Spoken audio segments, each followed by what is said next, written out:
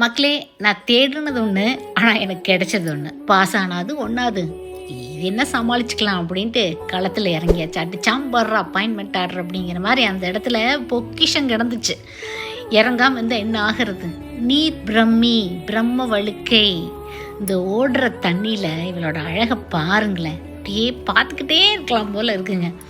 நம்ம தோட்டத்தில் வச்சுருக்கிறோம் தான், டெரஸ்லையும் கீழே கிரவுண்ட் கார்ட்லையும் தொட்டியில் மண்ணில் வச்சுருக்கிறோம். அதுக்கு என்ன வளர்ச்சியோ அப்படி தான். யாருமே எதுவுமே இருக்க வேண்டிய இடத்துல இருந்தால் தாங்க மதிப்பு, இல்லையா? அப்படியே இந்த காபாய் ஃபுல்லாக நீர் பிரமிங்க. இந்த தோட்டத்தை குத்தகைக்கு எடுத்துக்கிறவங்க ஏக்கா இந்த கருமத்தை எடுத்துகிட்டு இருக்கிறீங்க? நாங்கள் ஐயோ தயவு செஞ்சு அப்படி சொல்லாதீங்கம்மான்னு சொல்லிட்டு இந்த பிரம்ம வழுக்கை இதோட முக்கியத்துவத்தை அவங்களுக்கு நான் சொல்லிட்டு வந்தேன்.